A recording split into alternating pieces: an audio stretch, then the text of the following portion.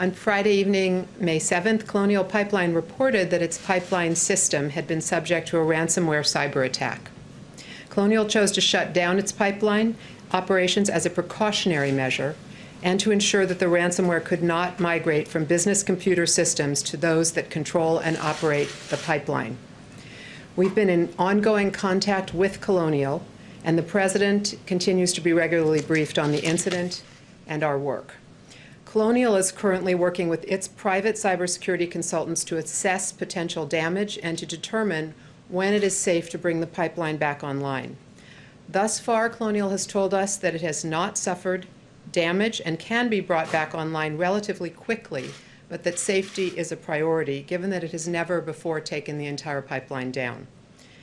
Beginning on Friday night, soon after we learned of the shutdown, the White House convened an interagency team that included the Department of Energy, which is the lead agency for incident response in this case, the Department of Homeland Security's Cybersecurity and Infrastructure Security Agency, or CISA, the FBI, the Department of Transportation, Pipeline Safety and Hazardous Materials Safety Administration, the Department of the Treasury, the Department of Defense, and other agencies.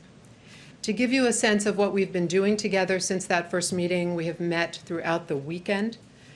The Department of Energy's Energy Information Agency, or EIA, is in contact with state and local agencies to assess current supply and impacts due to the shutdown. DOE has also convened the oil and natural gas and electric sector utility partners to share details about the ransomware attack and discuss recommended measures to mitigate further incidents across the industry. DHS's CISA is preparing a release to go to the broader critical infrastructure community to ensure it has visibility into the ransomware attack, and it's taking appropriate measures to protect its networks. Colonial is responsible for safely returning the pipeline to service, and our role in the federal government is to take proactive steps to analyze the impacts of the shutdown on the delivery of gasoline, diesel, and aviation fuel in states that are dependent on the pipeline, and to identify federal options for alleviating supply shortfalls should they develop. For example, to help address potential supply disruptions, the Department of Transportation issued an hours of service waiver yesterday, which provides greater flexibility to drivers transporting gasoline, diesel, jet fuel, and other refined petroleum products across 17 states, as well as the District of Columbia. Right now, there is not a supply shortage. We are preparing for multiple possible contingencies because that's our job, especially on the Homeland Security team, and considering what additional steps may be useful to mitigate any potential disruptions to supply. This weekend's events put the spotlight on the fact that our nation's critical infrastructure is largely owned and operated by private sector companies. When those companies are attacked, they serve as the first line of defense, and we depend on the effectiveness of their defenses. To improve the cybersecurity of our critical infrastructure, the Biden administration has already launched a high-priority initiative to collaborate with our private sector partners to harden our defenses and to build our nation's resilience. And that is a perfect segue to my colleague Anne Neuberger, our Deputy National Security Advisor for Cyber and Emerging Technologies. Thanks.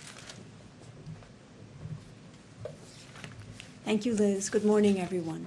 So building on Liz's comments, as you know, on Friday, Colonial shut proactively its pipeline operations as a precautionary measure to ensure ransomware would not spread to its sensitive operational networks. In response, we're taking a multi-pronged and whole-of-government response to this incident and to ransomware overall. First, we're actively engaged with the company and offered support as needed to restore their systems.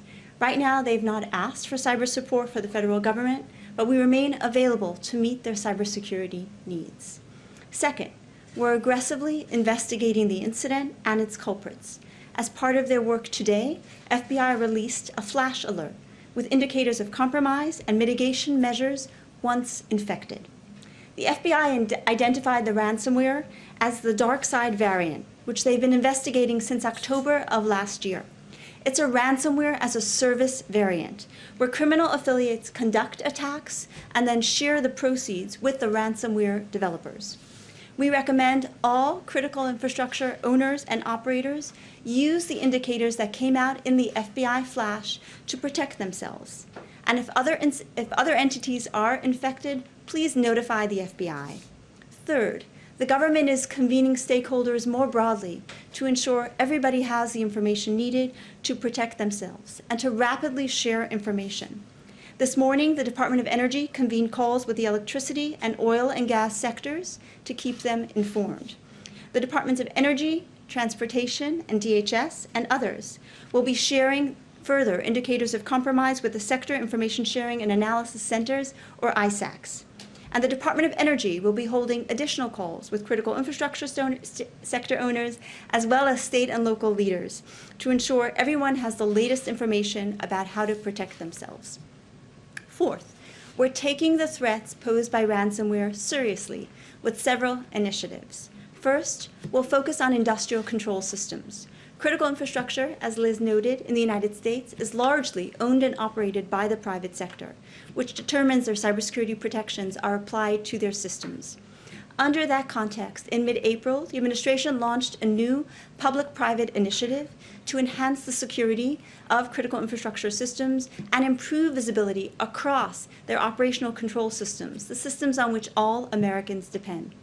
The Department of Energy had the lead for the first 100-day sprint focused on the utility sector, and we will follow with follow-on sprints with natural gas pipelines, water, and other sectors. The administration encourages all private sector owners of critical infrastructure to focus on improving cybersecurity, and the government remains open and willing as a partner to support those efforts. Second, in tackling ransomware, we're working to disrupt ransomware infrastructure.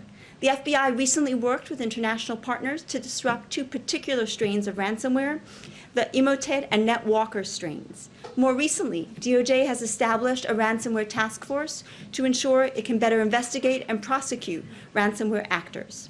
Third, CISA is leading a counter-ransomware sprint, which is focused on helping small and medium-sized companies, who are often the targets of ransomware, better protect themselves. Finally, we're pursuing greater international cooperation.